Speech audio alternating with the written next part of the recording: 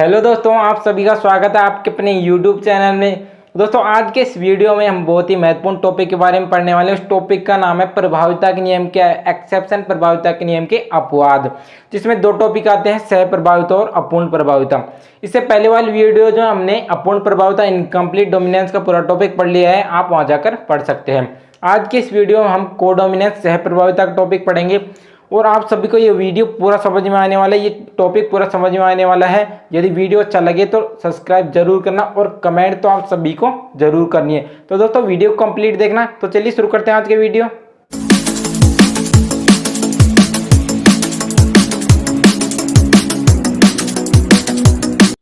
अब देखिए दोस्तों, सह प्रभाविता क्या होता है। बायोलॉजी में जो अधिकांश वर्ड्स है उनका मेन उनके नाम से पता चल जाता है। जैसे देखिए, सह प्रभाविता मतलब साथ साथ अपना प्रभाव दर्शाने वाले। वह वंशागति जिसमें दोनों एलीलिक जीन मतलब प्रभावी और अप्रभावी अपना प्रभाव समान रूप से दर्शाते हैं, उसे सह प्रभाविता कहा जाता है। सह प्रभाविता जो संतति उत्पन्न होती है उसमें प्रभावी और अप्रभावी दोनों के लक्षण दिखाई देते हैं। यहाँ पर मैं आप सभी को एक एग्जाम्पल से समझाता हूँ। जैसे देखिए, मैंने एक बाल्टी ली और उस बाल्टी में मैंने पानी डाला। पानी में रेड कलर और ब्लैक कलर दोनों कलर डालता हूं। अब उसमें मैं एक व्हाइट कलर की शर्ट को डुबोता हूं। जब व्हाइट कलर की शर्ट को मैं बाहर निकालता हूं तो मुझे पूरी शर्ट ब्लैक कलर की दिखाई देती है और उस पर जगह जगह रेड कलर के धब्बे दिखाई देते हैं। इसका मतलब क्या हुआ, दोनों कलर ने अपना अपना इफेक्ट डाला है, अपना अपना प्रभाव डाला है, इसलिए दोनों कलर मुझे उस शर्ट पर दिखाई दे रहे हैं। अब एग्जाम्पल देख लीजिए। सह प्रभाविता के दो शानदार एग्जाम्पल आते हैं, बहुत ही बढ़िया हैं। सबसे पहला एग्जाम्पल तो आता है हमारे पास मवेशियों के त्वचा की रंग की वंशागति। मवेशियों के त्वचा के रंग की वंशागति।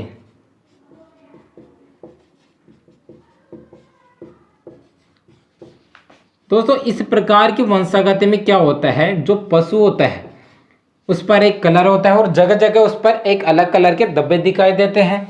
दूसरा एग्जाम्पल आता है हमारे पास एबीओ रक्त समूह की वंशागति। एबीओ रक्त समूह की वंशागति।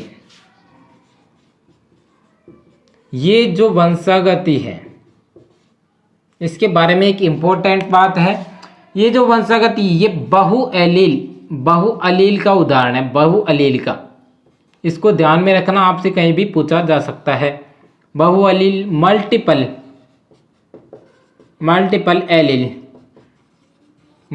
एलील का एग्जाम्पल है। अब यहां से सबसे पहले हम फर्स्ट वाले एग्जाम्पल से समझेंगे सह प्रभाविता को, इससे आसानी से समझ में आ जाएगा। देखिए दोस्तों, वैज्ञानिकों ने क्या किया, इन दो पशुओं पर क्रॉस करवाया, दो पशुओं पर निषेचन करवाया, संकरण प्रोसेस करवाई। एक तो लिया शुद्ध लाल त्वचा वाला मवेशी ले लिया, शुद्ध लाल त्वचा वाला, और एक ले लिया शुद्ध लाल त्वचा वाला, और एक ले लिया शुद्ध सफेद त्वचा वाला ले लिया। ठीक है। अब यहाँ पर प्रयोग करवाने के लिए मैं दो सिंबल दे देता हूँ ताकि हमें आसानी से समझ में आ जाएगा। यहाँ पर तो रेड से हो गया लाल, और इसको समझने के लिए इसका स्मॉल लेटर ले लेते हैं। ठीक है। अब देखिए दोस्तों, यहाँ से आएगी एक जीन कैपिटल आर और यहाँ से भी एक स्मॉल आर। अब ये दोनों जब हम इनमें क्रॉस करवाएंगे, जब हम इनमें संकरण करवाते हैं तो F1 PD में मतलब क्या प्राप्त होगा, एक तो कैपिटल आर यहाँ से और स्मॉल आर इधर से आ जाएगा, तो हमें कैपिटल आर और स्मॉल आर प्राप्त होगा। ये क्या प्राप्त हुआ हमें, F1 PD। F1 PD की फुल फॉर्म क्या है, first filial generation. F1 PD में सभी पशु कैसे प्राप्त होंगे, चित्त कबरे सभी चित्त कबरे मतलब इसे इंग्लिश में कहा जाता है रोहन पशु। ठीक है, सभी रोहन पशु प्राप्त होंगे। ठीक है, जबकि अब हमें F1 PD में रोहन पशु प्राप्त हो रहे हैं, जबकि प्रभाविता का नियम क्या कहता है, प्रभाविता का नियम ये कहता है कि F1 PD में उपस्थित F1 PD में एक लक्षण दूसरे लक्षण पर प्रभावी होता है। मतलब प्रभाविता के नियम के अनुसार लाल त्वचा वाला जो मवेशी है वो शुद्ध त्वचा वाले मवेशी पर प्रभावी होना चाहिए इसका लक्षण, और हमें F1 PD में लाल त्वचा वाले मवेशी प्राप्त होने चाहिए सारे, लेकिन ऐसा नहीं हो रहा। यहाँ पर क्या हो रहा है, इस यहाँ पर लाल त्वचा वाले मतलब लाल कलर का भी लक्षण आ रहा है इस पशु पर और सफेद कलर का भी आ रहा है। चितकबरे का मतलब हो गया लाल कलर का पशु है, उस पर जगह जगह व्हाइट कलर के धब्बे हो गए, तो इसे कहा जाता है चितकबरा। ठीक है, अब जब इसके F2PD हम प्राप्त करवाते हैं, F2PD करते हैं, प्राप्त करते हैं, तो F2PD प्राप्त करने के लिए इसमें क्या करवाएंगे हम, स्व निषेचन। क्या करवाएंगे, स्व निषेचन, स्व निषेचन करवाएंगे।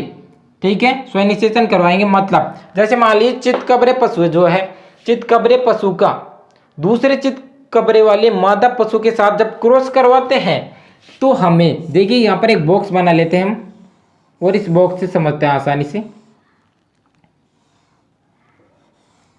यहाँ तो आ गया हमारे पास ये, ठीक है, ये बॉक्स ले लिया हमने, ये तो आ गया हमारे पास कैपिटल आर और ये आ गया स्मॉल आर, ये भी कैपिटल आर और ये स्मॉल आर। ये तो हो गया मादा का लक्षण और एक हो गया नर का लक्षण। जब हम इनमें क्रॉस करवाते हैं तो हमें क्या प्राप्त होगा, कैपिटल आर क्रॉस करेंगे तो कैपिटल आर, कैपिटल आर और स्मॉल आर करेंगे तो कैपिटल आर स्मॉल आर, यहाँ पर कैपिटल आर स्मॉल आर और यहाँ पर स्मॉल आर और स्मॉल आर। ये चार प्रकार के पशु हमें प्राप्त हुए। ये जो पशु है ये हमें कैसे प्राप्त होगा, ये हमें शुद्ध लाल त्वचा वाला प्राप्त होगा। ये जो पशु है ये हमें चितकबरे प्राप्त होंगे दोनों, और ये व्हाइट कलर का प्राप्त होगा, व्हाइट कलर का प्राप्त होगा। इसका मेन क्या है, इसका मतलब क्या हुआ, इसका मेन क्या हुआ। अब यहां से जीनोटाइप देख लीजिए, जब ये आपको समझ में आएगा। जीनोटाइप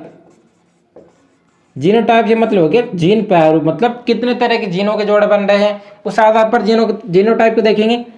तो यहाँ पर 3 प्रकार के जीन के जोड़े बनेंगे, कैपिटल आर स्मॉल आर और स्मॉल आर और स्मॉल आर। यहाँ पर कैपिटल आर वाले कितने जीन के जोड़े हैं, 1, और यहाँ पर 2 और ये भी 1। ठीक है, फिनोटाइप ऊपर लिखेंगे, थोड़ी जगह की कमी है यहाँ पर। फिनोटाइप यहाँ पर देख लीजिए, फिनोटाइप का मतलब क्या होता है, फिनोटाइप मतलब क्या होगा, लक्षण प्रारूप। अब लक्षण प्रारूप कैसे देखेंगे कि कितने तरह के लक्षण दिखाई दे रहे हैं हमें, कितने तरह के दिखाई दे रहे हैं। एक तो शुद्ध लाल त्वचा वाला दिखाई दे रहा है, मतलब एक तो लाल वाला, एक दिखाई दे रहा है हमारे पास चितकबरा,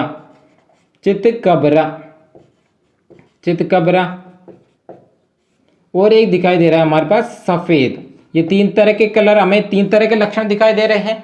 ठीक है, फिनोटाइप जो होता है उसे बाहरी लक्षणों के आधार पर देखा जाता है। लाल तो ले लिया मैंने, उसके लिए कैपिटल आर, इसके लिए आ जाएंगे दोनों के लिए, ये चितकबरे है ना, इनके लिए कैपिटल आर के स्मॉल आर, और इसके लिए आ जाएंगे स्मॉल आर और स्मॉल आर, मतलब 1:2:1। इसका मेन क्या हुआ, यहाँ पर देखिए फिनोटाइप और जीनोटाइप दोनों सेम आ रहे हैं। इसका मेन क्या हुआ, जो कैपिटल आर और स्मॉल आर दोनों हैं वो अपना प्रभाव समान रूप से दर्शा रहे हैं।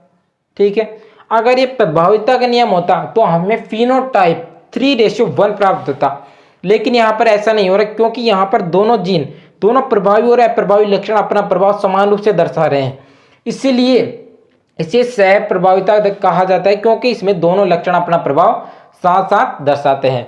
तो दोस्तों ये हो गया हमारा पूरा टॉपिक कंप्लीट। और दूसरा एग्जांपल देखिए, दूसरा एग्जांपल क्या है, एबी रक्त समूह की वंशागति। ये बहुअलील कैसे, क्योंकि एबी रक्त ब्लड ग्रुप कितने प्रकार के होते हैं, 4 प्रकार के, ए बी बी और ओ, ये 4 प्रकार के होते हैं। और इनमें जब हम क्रॉस करवाते हैं बहुत सारे जीन के जोड़े बनते हैं, इसलिए इसे बहुअलील कहा जाता है।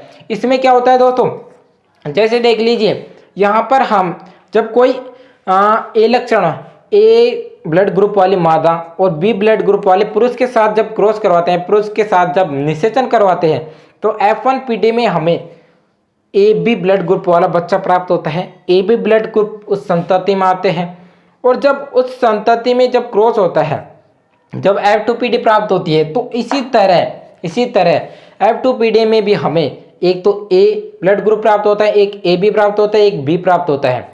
तो इसी तरह ये अपना प्रभाव साथ साथ दर्शाते हैं। F1PD में जो दोनों जीन होते हैं वो अपना प्रभाव साथ साथ दर्शाते हैं, इसीलिए इसे सह प्रभाविता कहा जाता है। तो दोस्तों मैं समझता हूँ कि आप सभी को ये टॉपिक समझ में आया होगा, और ज़्यादा से ज़्यादा कमेंट करिए। यदि आपको कोई भी प्रॉब्लम हो या कोई भी क्वेश्चन पूछ रहा हो तो कमेंट जरूर करना। थैंक यू दोस्तों, अब मिलते हैं नेक्स्ट वीडियोज़ में।